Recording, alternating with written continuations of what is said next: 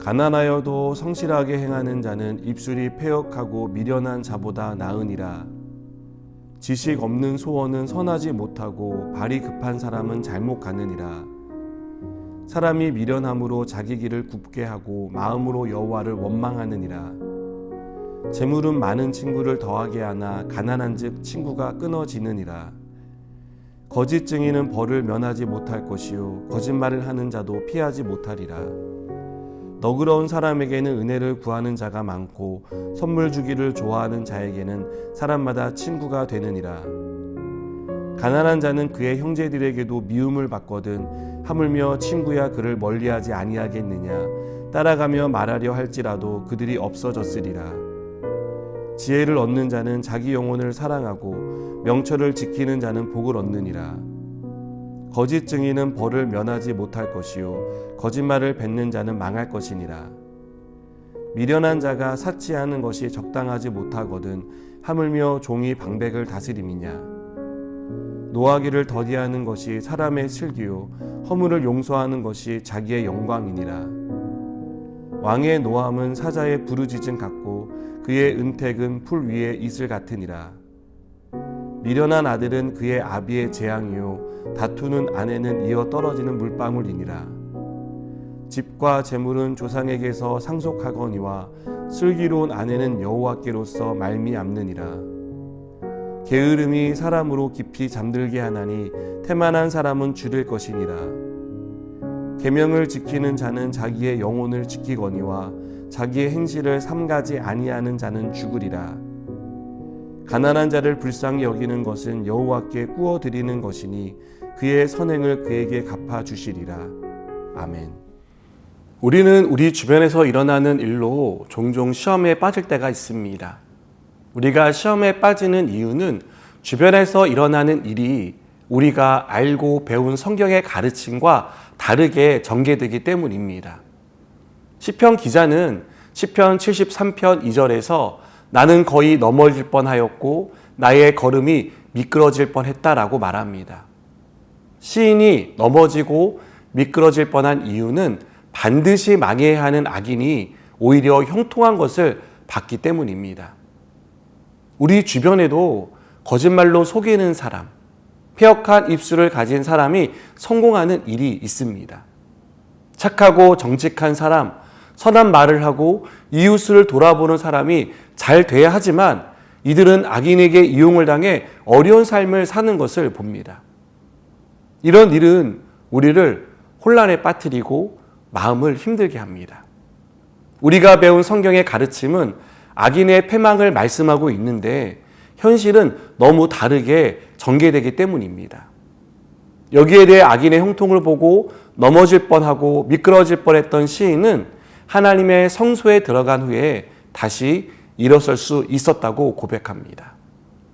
그가 하나님의 성소에 들어가서 깨닫게 된 것이 무엇이기에 다시 일어설 수 있었을까요?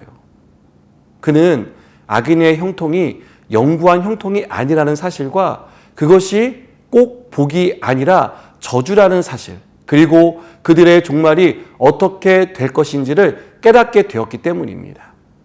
그래서 시인은 주께서 참으로 그들을 미끄러운 곳에 두시며 파멸에 던지신다라고 고백할 수 있었습니다. 여러분, 우리가 무엇을 보느냐도 중요한 문제지만 그보다 더 중요한 것은 어떤 눈으로 보느냐입니다.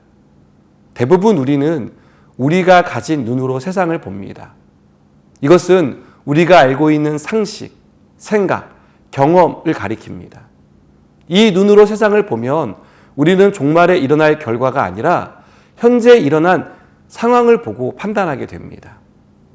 돈 많은 사람에게 사람이 몰려오고 돈이 없는 사람에게 친구조차 끊어지는 불합리한 현실을 보며 개탄하게 됩니다.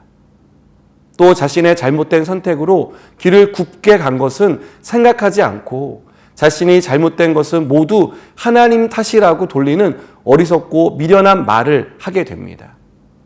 거짓말로 사람을 속이고 패역한 말로 압박하는 사람의 성공이 마냥 부럽게 느껴집니다.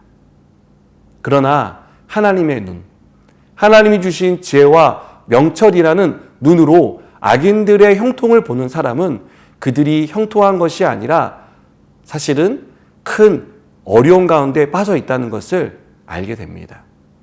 그들은 인생의 최전성기를 달리고 있다고 생각하겠지만 지혜와 명철의 눈으로 보는 사람은 그들은 심각하게 위태한 상태에 있다는 것을 알게 되고 그들이 맞이할 종말은 멸망이라는 것을 깨닫게 됩니다.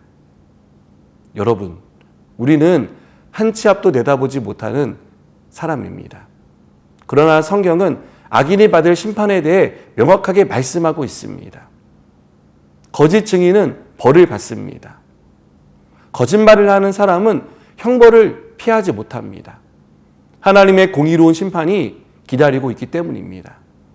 비록 현실에서 일어나는 일이 하나님의 말씀과 배치되는 것처럼 보이더라도 그것이 다가 아니라는 사실을 기억하시기 바랍니다. 하나님은 반드시 거짓과 악을 행하는 사람을 심판하십니다. 악인의 삶이 경제적으로 부유하고 신체적으로 건강하다고 해도 그의 종말은 돌이킬 수 없는 심판과 멸망이라는 사실을 알고 그들의 삶을 부러워하기보다 차라리 가난해도 성실한 것이 낫다고 여기고 다른 사람들은 멀리하고 피하는 가난한 자를 불쌍히 여기는 저와 여러분이 되었으면 좋겠습니다. 오늘 말씀은 그런 사람은 하나님께 꾸어드리는 것이라고 말하고 하나님이 은혜로 갚아주신다라고 말합니다. 이런 사람이 지혜롭고 명철한 사람입니다. 저와 여러분이 이렇게 지혜와 명철로 충만한 사람들이 되기를 축복합니다. 기도하시겠습니다. 하나님, 우리가 이 세상을 바라보는 눈이 지혜와 명철의 눈으로 보기 원합니다. 그래서 하나님이 기뻐하시는 삶을 선택할 수 있도록 은혜를 베풀어 주시옵소서. 예수님의 이름으로 기도드립니다. 아멘.